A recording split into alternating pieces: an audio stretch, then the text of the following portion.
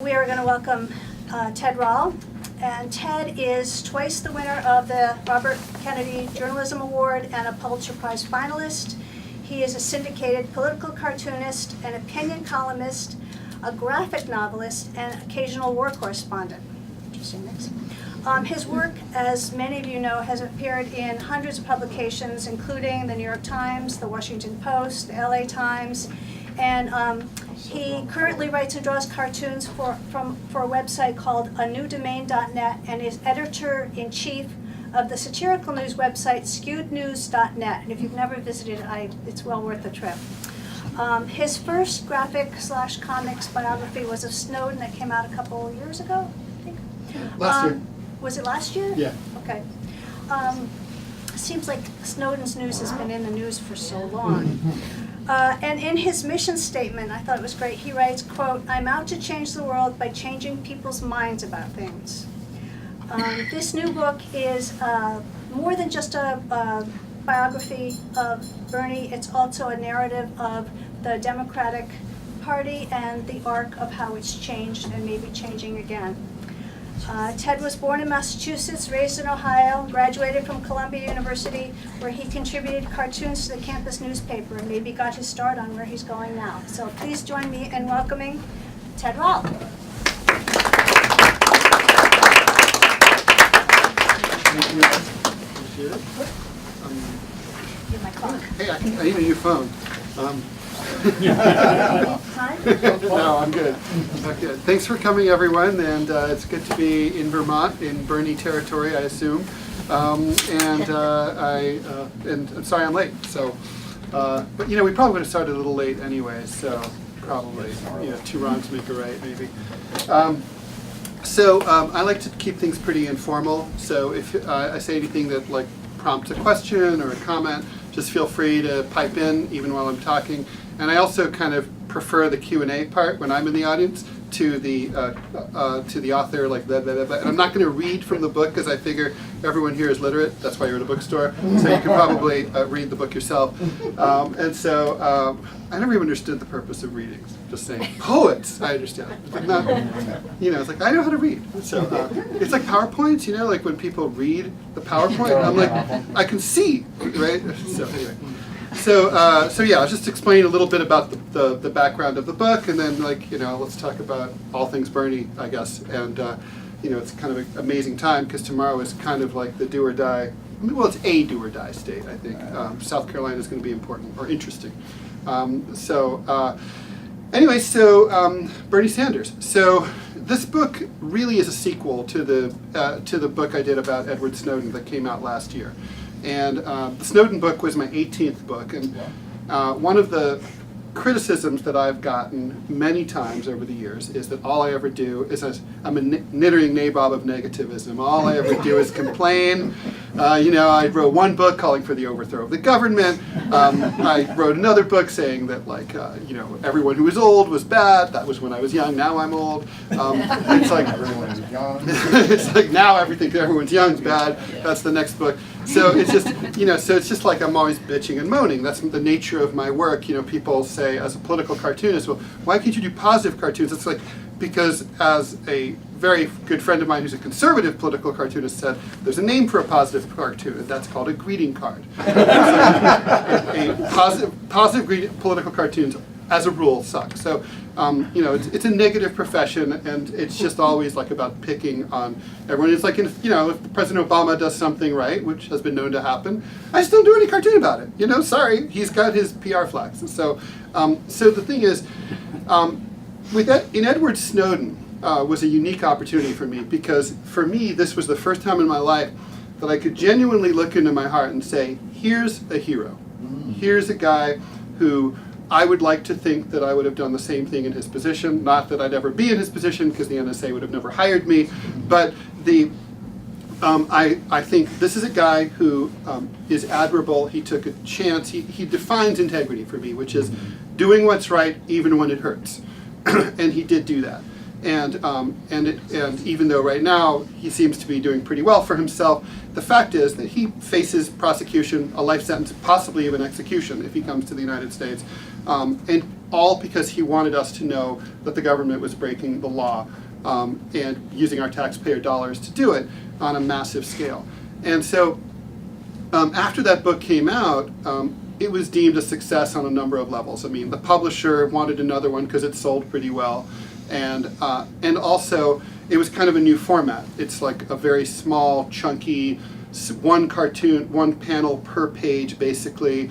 You can carry it in your hand. It's one or two reads, and you pretty much got it done. It's like succinct, and it was such a successful format, actually, that a lot of publishers are calling my publisher 7 Stories and asking them about it. So I think you're going to see a lot more books in that form in the future.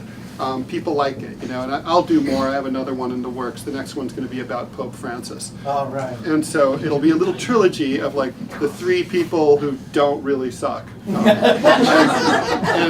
so like On the planet. on the planet. Well, in America, sort of in America, sort of. I mean, not the Pope, but he's like God, so he's everywhere, right? So. So anyway, so basically that's the format, and then with so we were thinking, Dan Simon's my publisher at 7 Stories. We're sitting down like, oh, well, could we do another one? And we both just said like in the same breath, Bernie, like it's obvious. I mean, he had just announced for president. He's a human being. He's not perfect, but he's the obvious, interesting sequel to this because Edward Snowden's the rebel. Edward Snowden is literally the consummate rebel. He's literally wanted for crimes against the state. He's hiding in exile in Russia. It's like, meanwhile, Bernie Sanders has always worked within the system to affect change. Now, to be honest, I don't think working within the system really ever works. However, Bernie Sanders has come as close as anyone to being able to succeed in doing that. And we're seeing that now. And so, also, his is a story of, it's kind of the opposite story of Edward Snowden. I mean, Edward Snowden is a political development and is a story of political development and also a story of a coming of age. This is a guy who started out as a right-winger, a nationalist, a Ron Paul fan. He's not a big lefty now, but he obviously went through a radical transformation from what he saw at CIA and NSA, and that caused him to change his entire worldview and throw it all up in the air and give up his life. Bernie Sanders is the opposite. The politics have been baked in since the since the 50s and early 60s. For 50 years, he's been the same guy politically. So what's happened is that really just through like a series of circumstances following the 08-09 economic crisis, he and following Occupy Wall Street and the suppression of Occupy, and then Elizabeth Warren's decision not to run for office, Bernie's been swept up by this, and he's found himself at the head of a movement he's riding this wave. I mean, America has changed, not him. And so the book starts out with this sort of prehistory of I think it's important when you do a biography to explain why is this person important. If you were writing a book about Hitler, you wouldn't have to say why. You wouldn't have to explain why. But with Bernie Sanders, I felt like you do have to explain why. And the reason he's important is that he represents the first really progressive liberal presidential candidate since 1972. So the Democratic Party has moved steadily to the right in fits and starts since 1972. And the book basically explains how and why that happened, centering on the role of the Democratic Leadership Council, which Obama and the Clintons were members, and this idea that the Democratic Party needed to move to the right in order to catch up with the mainstream Reagan Democrat swing voters in the center. And the result of that has been that the 50-yard line of American politics has been steadily moving to the right for years, to the extent that like Barry Goldwater, who was considered a right-wing nut in 1964, would probably be too left for the Democratic Party today to run for office. Richard Nixon certainly would be, who was also considered a right-wing nut. So it's so there's that's how far things have gone, and by European standards, someone like Hillary Clinton would be considered pretty far to the right. Probably just to the right, just not quite far right, not Marine Le Pen, but little bit to the left of that. So that's where we are as America. And Bernie Sanders represents this shift away from that. I think he's the last best chance of this system to redeem itself. It's because, I mean, if not him, who, right? I mean, he's the only guy, he's the only socialist in Congress, 535, he's the only one. He's the only one who's had, he has the issue of the year. He has, to sort of do the pros and cons of his candidacy from just a strategic point of view, it's like he owns the issue of the year, income inequality. He has credibility because he's always been on the right side of that, and he was marginalized and ridiculed, which now gives him credibility and authenticity. And then he's also really good at repeating that message over and over and over, which for an American electorate, which is easily distracted, that's useful. We see that. Donald Trump has found that very effective too, although he doesn't really have a point. But but we're all going to win. I hear. And then there's the downside. It is true that he has never fleshed out an articulate foreign policy in a way that is that is understandable by the American public. That's a problem. So he can be categorized as a single issue candidate. And I think he's also, of course, obviously the entire Democratic Party apparatus and the mainstream media is completely stacked against him. But ironically, that's kind of with a little jujitsu might be at work in his favor this year. Not 4 years, not 8 years ago, but this year it seems like the more the New York Times disses you, the better it is for you. That never used to be the case. So basically the book explains where he fits in, and it gets back to his, obviously it's a biography first and foremost, so it gets to his upbringing in, starting out in Flatbush section of Brooklyn, which was at the time a hard scrabble part of New York City, and still is today, and maybe not quite as much, but still is. And how he really remembers. I mean, I interviewed him, and the thing I got out of him, I think that probably other interviewers have not, was just about the tensions, the difficulties in his household. His parents were constantly fighting over money. They were always broke. They never knew if they were going to be able to pay the rent from month to month, and he never forgot that feeling. I mean, he ultimately left home, moved out of the house because of all the fighting between his parents. His mother died. She had a heart condition. The stress probably couldn't have helped, and she died when he was about 18. When he was 18 years old, and it breaks his heart even to this day that she never got to live the American dream of owning her own home. It was the thing that drove her more than anything else. She never got to do that. And this was the post-war boom when supposedly everyone was doing great and everyone could buy a house, and that just didn't happen for the Sanderses. And so I think that that's the thing that motivates him. He remembers, anybody who is or has gone through that thing of not knowing how to pay the bills from month to month, which is probably most people in this room, it's like at some point, that it's this thing that just gnaws at you, and it can create this despair. And it's in our country, we have a uniquely a culture that is so ruggedly individualistic, where you feel like it's your fault. Like if you've lost your job, or you've taken a pay cut, or the factory moved out of town and the economy sucks, or you got your mother sick and you have to pay her bills and you don't know how, that's your fault, and it's on you, and it's tough shit, basically. That's kind of unique to America. That's not really something that, in other countries, it's not something to be ashamed of, to be poor or suffer bad luck. And then also the safety net has been always never very, very thick, and it's gotten more and more tattered, especially under Reagan and ever since. That's all tied in to the phenomenon that I'm describing about the Democratic Party moving to the right. You have to go back to Lyndon Johnson and the war on poverty to find a Democratic president even proposing a major anti-poverty program. That has not happened. We're now, as if you're a Democrat, you're used to living under presidents who don't even propose changes because oh my God, they would be shot down. I mean, I always think strategically you should get the Republicans on the record, and then you can use that in an attack ad later and say, like, these are the guys who voted against. Like, this person died because they couldn't get an operation. It's like, and like, they're dead because of the Republicans. But, you know, that'll be my next. Okay. I'll take over from Karl Rove someday as a strategist.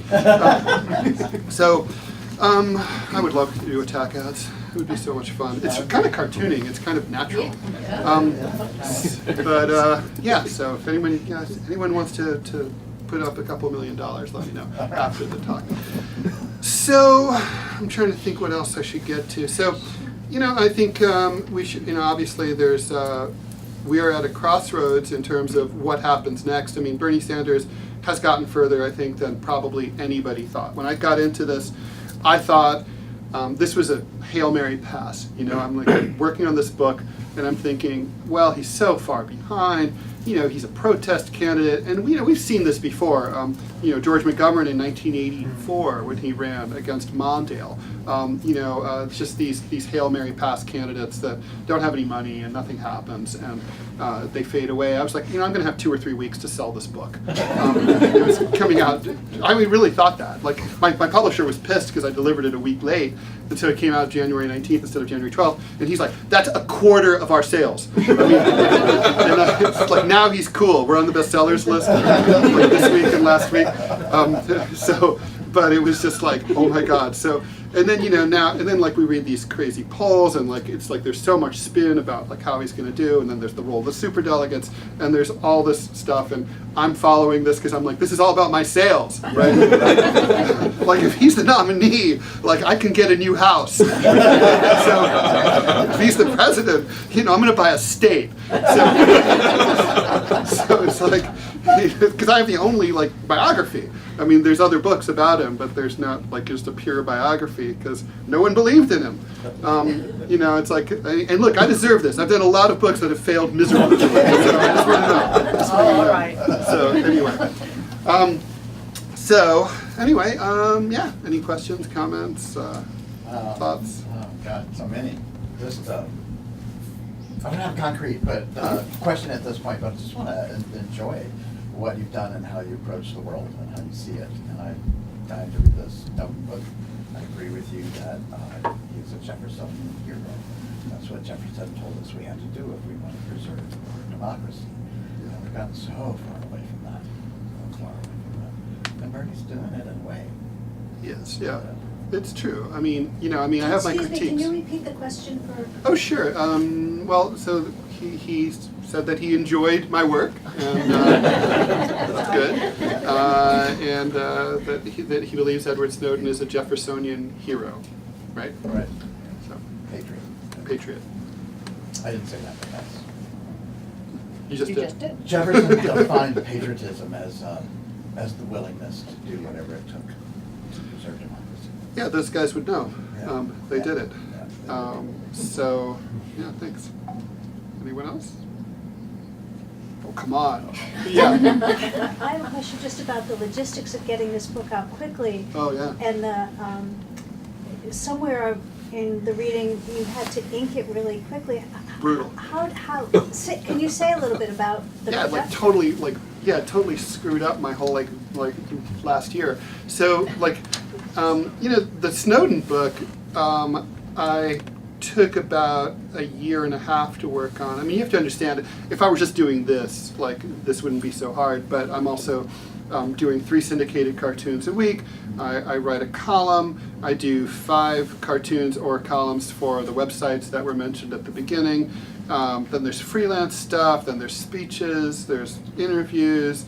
It's not coal mining, but I mean, the point is I have a full slate. So fitting in working on a book is sort of basically means when I'm working on a book, I get up at 4 a.m, and that's 3 hours that I work from 4 to 7 on the books. And so with the Snowden book, I did that over about a year and a half. And then with this one, I knew I was going to have to do it in about 2-3 months. And so it was just a brutal turnaround. And I found myself, I had this vacation planned for Tucson where I was going to be by the pool drinking margaritas for an entire week. I spent the entire week just working in my room while my son was at the pool, hopefully not drinking margaritas. And it's just, so it's, it was just like this bang it out, like stressful thing. But I will say, it's like, interesting thing is the first time in my life I've ever done 2 books in the same format. And I think it's like anything, you do it the first time, and you don't know what the hell you're doing, and then the second time it's a little bit like easier because you have a master plan. Like with the Snowden, it was tough because I thought Snowden would give me an interview. To this day, I do not understand why he didn't. And it's like, Edward, if you're watching this, like, I'm pissed at you.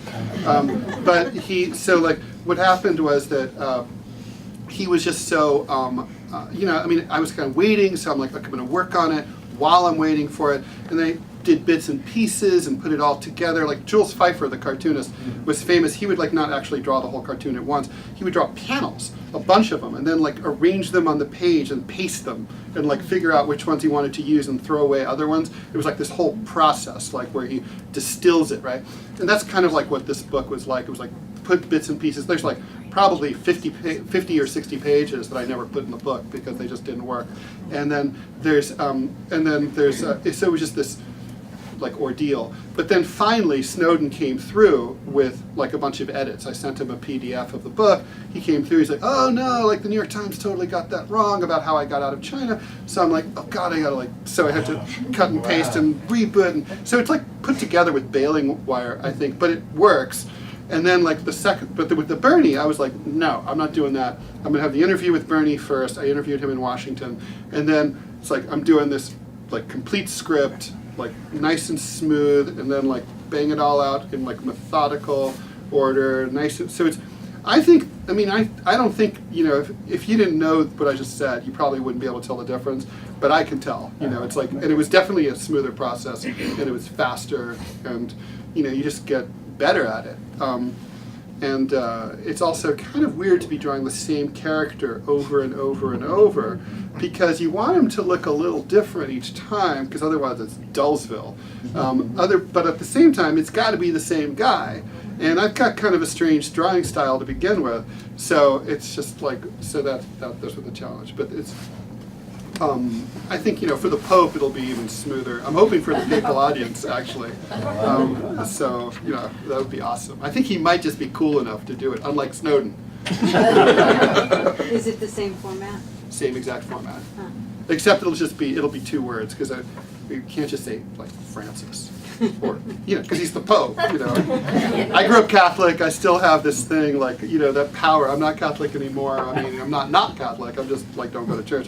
But, like, it's like that one time I was at the Vatican, and I was waiting for a cab, and there's, like, this it's like a big parking lot, and there's a hash mark for the taxi stand in the middle. It's hot, I was waiting, and I'd been waiting for, like, 45 minutes, and just as a cab pulls up, this Monsignor comes running over, and like with the little pom-pom and like and like elbows me out of the way and steals my cab. And I'm from New York, right? And I'm like, what the fuck? I'm like, dude, that's my fucking cab. And so I'm starting to get into it, and he looks at me, and it's like sort of like that.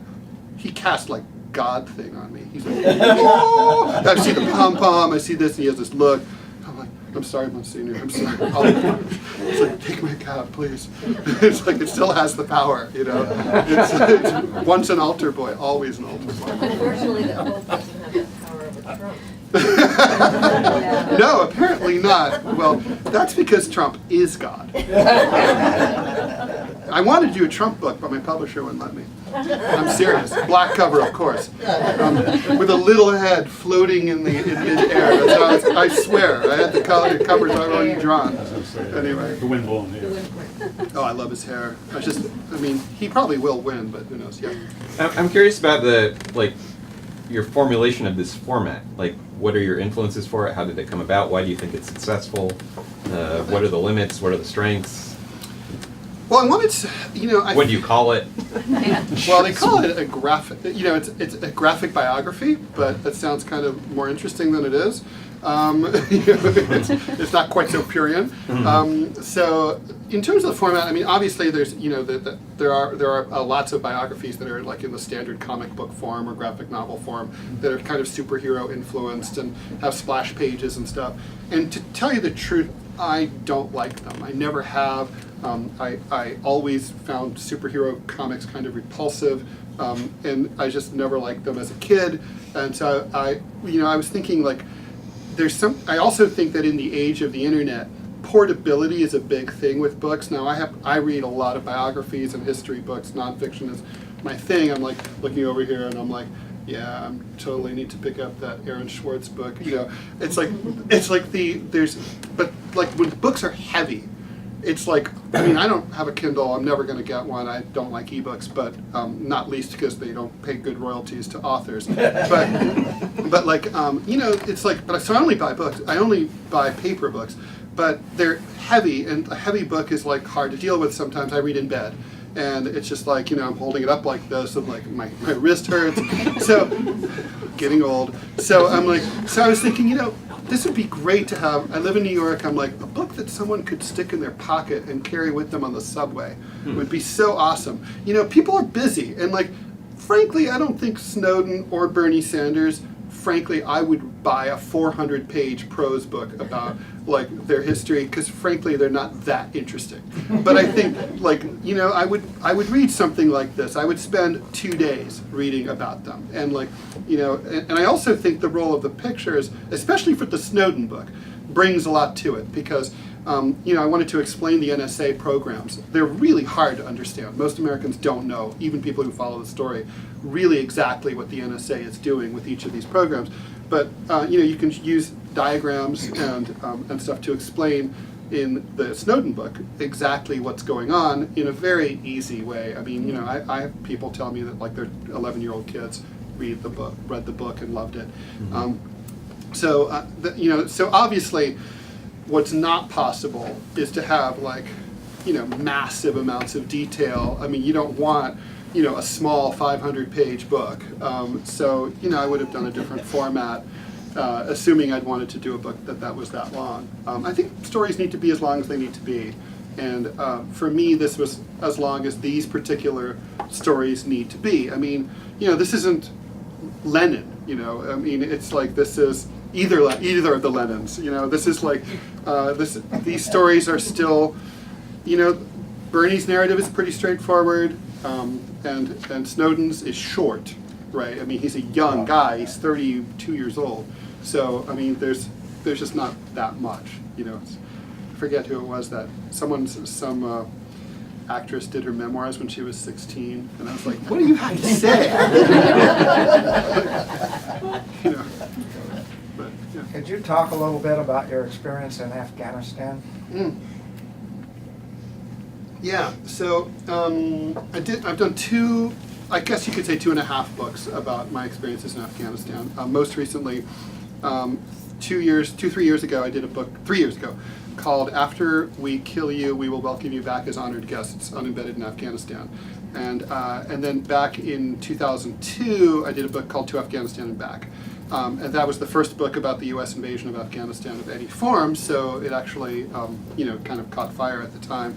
And then I did a book on Central Asia, which includes Afghanistan, called Silk Road to Ruin, which came out in 2006, and it's been revised in 2011.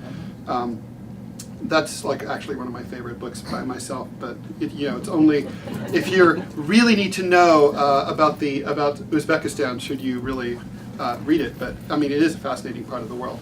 And so in 2000, 2001, and basically a total of 5 times I visited Afghanistan, from just before the U.S. Invasion, during the invasion, a couple of times during the occupation, and then in 2010 I returned. I went with 2 cartoonists, Stephen Cloud and Matt Bors, in order to sort of see what Afghanistan looked like at the end of the occupation. Bear in mind, Obama had just announced that we were going to withdraw like the next year. That turned out not to be so true, and we're currently committed until 2024, at least, going forward. So that war is not coming to an end anytime soon. But at the time, it was like, look, let's see what the good, the bad, and the ugly are. And so I actually funded the trip with Kickstarter. And because the days of going to, like, say, the Los Angeles Times and asking for $40,000 in cash to go to Afghanistan are over. So yeah, I got the Kickstarter people were nice to me, and I was able to go and bring my two friends, and we basically traveled unembedded through some of the most remote parts of central Afghanistan, western Afghanistan along the Iranian border, and we became the first Americans to cross from Afghanistan into Iran since the Islamic Revolution. And boy, were they surprised. It's like, that was a long debriefing with Iranian intelligence. But I could talk about that if you want. But anyway, so yeah, I mean, it was an interesting experience. The main takeaways were that there had been a considerable amount of infrastructure building, particularly in and around Kabul and on the major highways. But what there had been absolutely not at all was any kind of concern for the security of the Afghan people. And so it was really ironic because in 2001, the country was in a state of complete disintegration. The Taliban government had collapsed. The Northern Alliance had not yet established any kind of control in the cities. And so the state of anarchy was complete and total. It was like a Mad Max movie. I mean, literally watched a kid walk into a crowd and open fire with a gun, and just for fun, just because he was bored, and like no one stopped him, no one did a thing.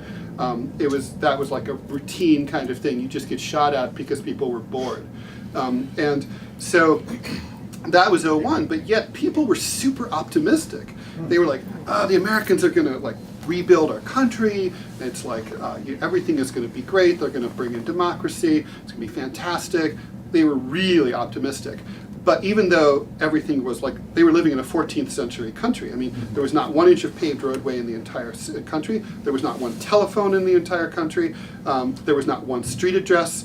There had never been a census. Nobody knew exactly how many millions of people lived in Afghanistan.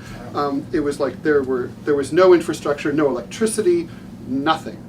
So it's literally no potable water. You were literally drinking water out of the side of the road, on the ground, like through the mud.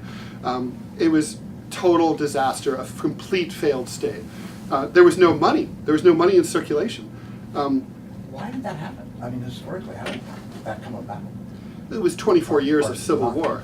I mean, it's starting with the 1979 Soviet invasion, the collapse of the monarchy in 1978.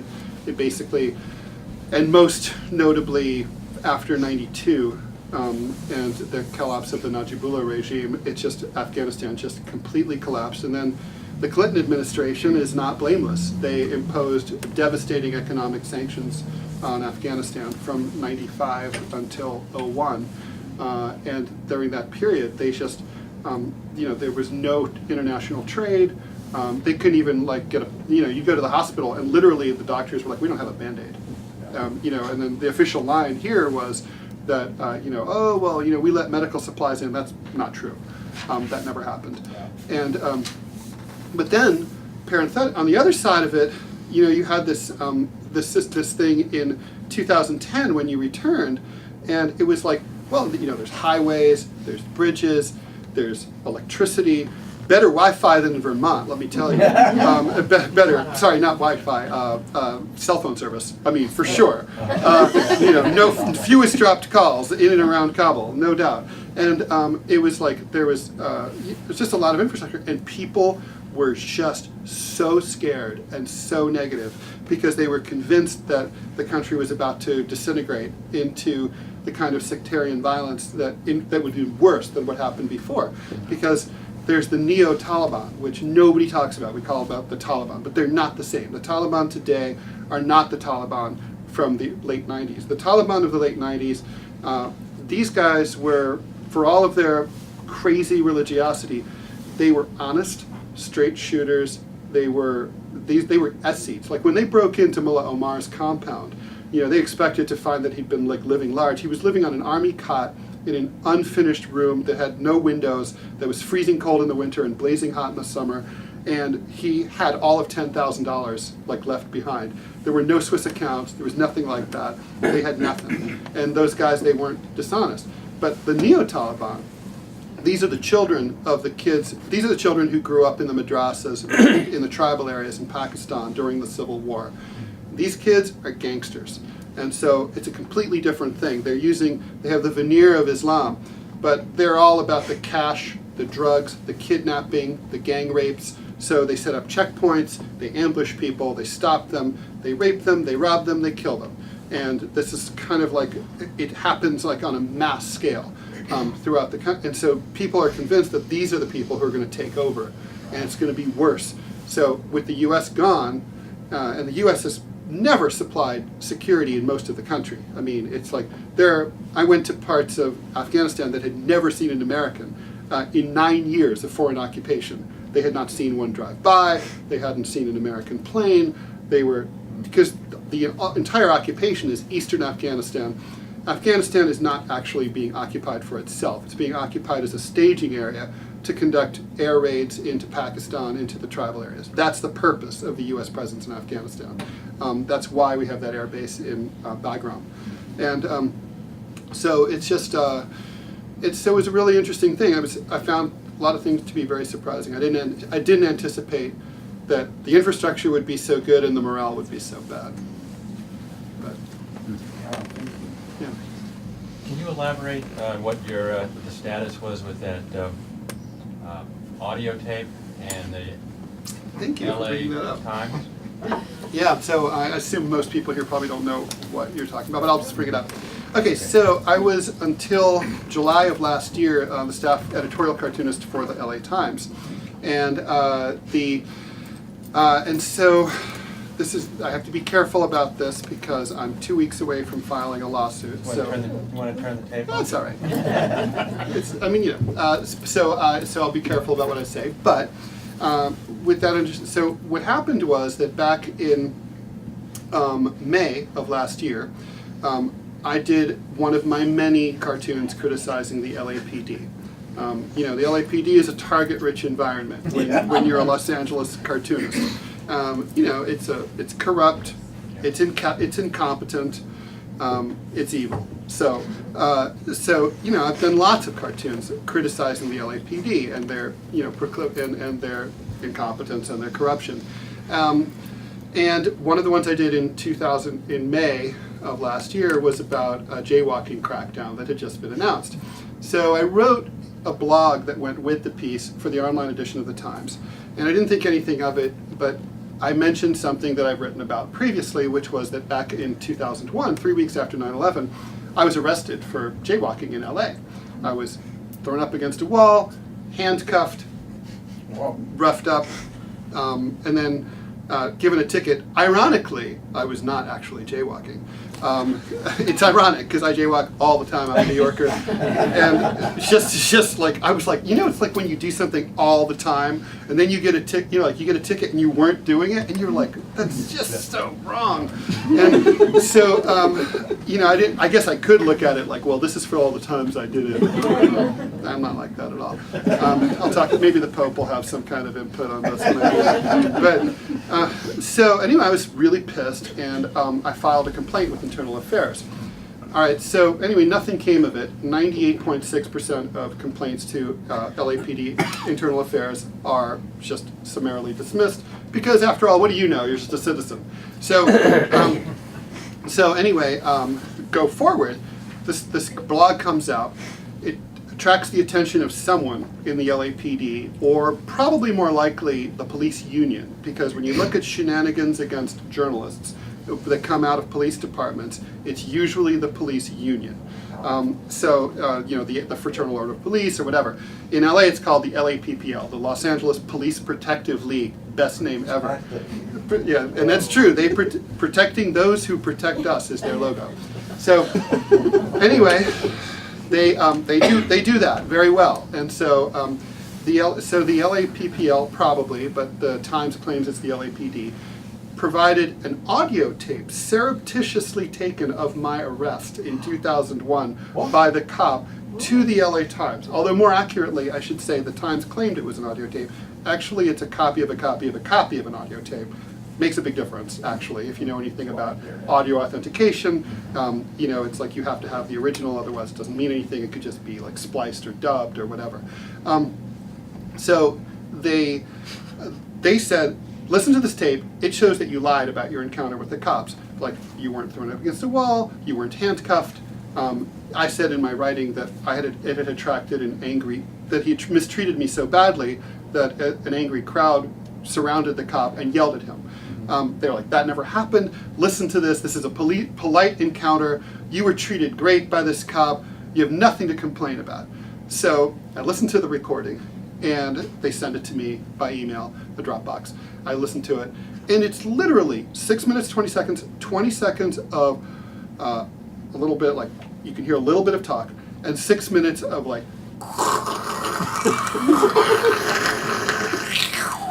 I mean, by the way, I will send it to you if you want to hear it. I'm serious. It's on I have it on my website. I will send you the link. Anyone who wants to, it's tedrall@aol.com, okay?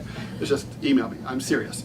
So, so the recording is, so I talked to the reporter from the Times who confronts me, who, by the way, works on the police beat. He's like, he goes, well, what do you think? I'm like, what do you think? I said, it's a joke.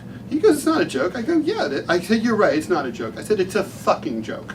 And then, so I didn't take it as seriously as I should have, because I was like, you know, I've been working for the Times for 6 years. I've done hundreds of cartoons. They sent me to Afghanistan. I've done, you know, they love me. I've never had any problems with them. My editors are super intelligent, nice, sweet. Like, what could go wrong, right? Except my editor was on vacation for 3 weeks. She was in Japan, overseas, couldn't be reached. And this had nothing to do with the editors. This came probably from the publisher, this guy, Austin Butner, who, parenthetically, Austin Butner is the Michael Bloomberg of the West Coast. Multi-billionaire, guy, you know, preppy, 54, 55 years old. Guy has big political aspirations, wants to be governor of California or mayor of LA, and he has one major political ally, and that major political ally is the LAPPL. And when he was appointed, people were mystified when he became publisher of the LA Times because he'd never even delivered a paper. He's never worked in newspapering, ever. So why is this guy a publisher? Well, it was to bring in money to the parent company, Tribune Publishing, and the way he managed to do that, apparently, was he midwifed a deal whereby, a complicated deal, kind of a swap kind of thing, if you've seen The Big Short. Yeah. A company called Oak Tree Capital, a private equity firm based in Beverly Hills, acquired the entire $16.4 billion LAPPL pension fund. What? The same month, the Oak Tree Capital became the #1 shareholder in Tribune Publishing, parent company of the LA Times. So effectively, the union now owns the Los Angeles Times and the San Diego Tribune and the Baltimore Sun and about a dozen other newspapers around the United States. When the LAPPL calls, that's the boss, right? And so anyway, the long story short is, they fired me. And when they fired me, they didn't just fire me, they published a statement in the Times that said that I was a liar and a fabulist, basically, in so many words. It's like, you know, due to the discrepancies between the tape and Rall's narrative, there's no discrepancies. There's nothing on that tape that in any way, shape, or form takes away from anything that I said. So I was like, you know, this is destructive. This is like, you know, you're a journalist. You know, this is my stock in trade. It's like, you know, being called a liar. It's like, you know, nobody's going to buy my stuff, and they shouldn't if I'm a liar. So I didn't know what to do, and then I talked to some people who knew about audio, and they said, you know, have you ever had it enhanced? And I'm like, what's that? And like, enhancement is where you basically, it's like CSI, where they clean up the noise. So let's say there's an air conditioner in the background. They find the frequency of that air conditioner, they lift that out, and then you can hear more cleanly what else is going on in the room. It's dangerous because the air conditioner could have the same frequency as, say, your voice. Yes. And then you could lose that voice. Right. Or you could lose part of it. But the point is, it's an art. And it's a science, too. And so I sent it, so I needed something done in a hurry. So I called a post-production company in LA called Post Haste Digital. They do post-production for Hollywood films. And they were like, we could work over the weekend. I'm like, these are my people.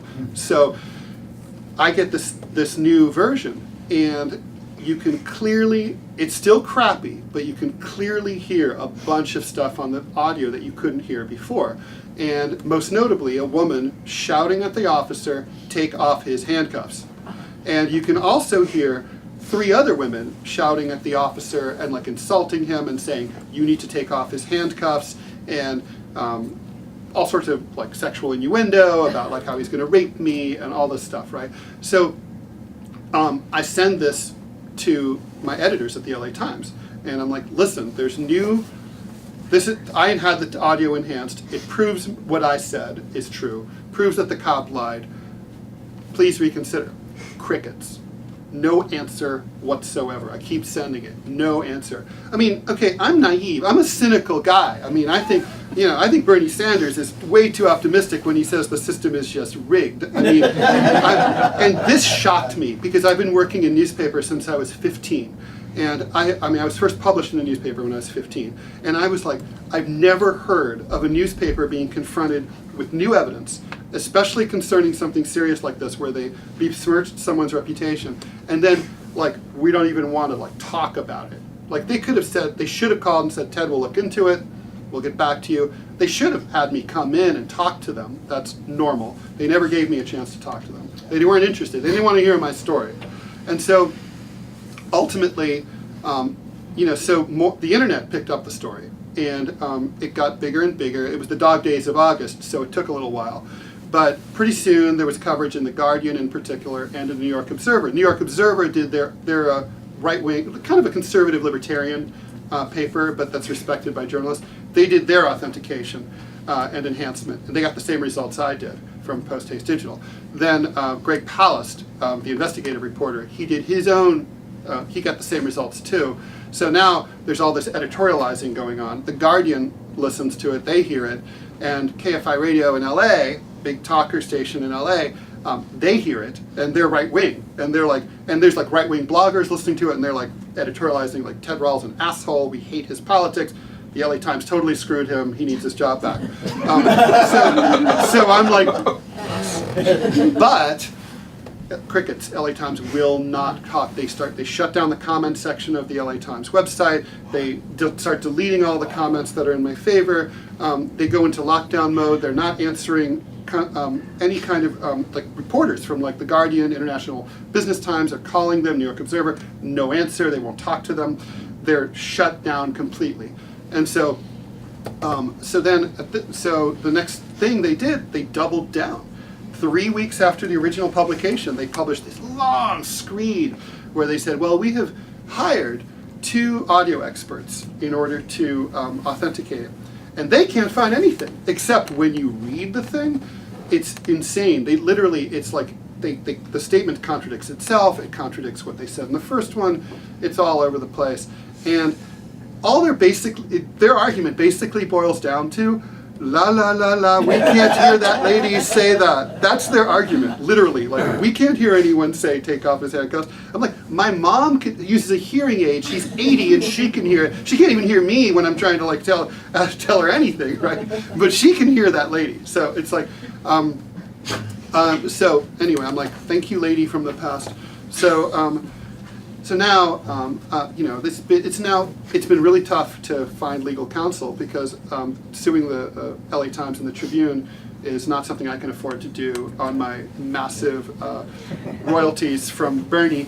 So fortunately, I was able to find a lawyer who is willing to take it on a contingency, thinks it's a strong case. He can hear take off his handcuffs. Everyone in the office can hear take off his handcuffs. I think the jury's all going to be able to hear take off his handcuffs too. And so LA Times. So yeah, we're about to file suit. But it's tough because it's like they have to really, in California, they have to really screw you in order to be able to sue for defamation. Like, as a public figure, it's really hard. Like, they have to show that they were malicious and that they knew they were lying in advance. And they were, and but it's unusual. I mean, it's like, I think in a weird way, I'd be worse off if they hadn't been quite as mean. They could have fired me Quite as totally good. and nothing, I would have had no redress. Yeah. They had every right to fire me, Mhm. but they just didn't have, like, they're just not allowed to publish those things. Wow. Wow. Oh, The trials and digital tribulations of a sales. political commentator. Yeah, well, I mean, it's, you don't expect that to come from a media outlet. But then I'll say I watched Shoot the Messenger on Netflix. You know, like it's about the Gary Webb story and the San Jose Mercury News, and I strongly recommend anybody who hasn't seen it. You can stream it for free to watch it. It's about this reporter for the San Diego Union Tribune who basically worked on the Iran-Contra connection during the 80s and ended up committing suicide because the LA Times ruined his career. And they now everyone kind of concedes that they were wrong, and they knew they were wrong, and they just sided with the CIA. It's gross. What was that name? Shoot the Messenger. Well, on that note, I won't commit suicide though. thank you very much, and I'm sure that Ted will sign books if you Absolutely. have them and want to buy them. And thank you.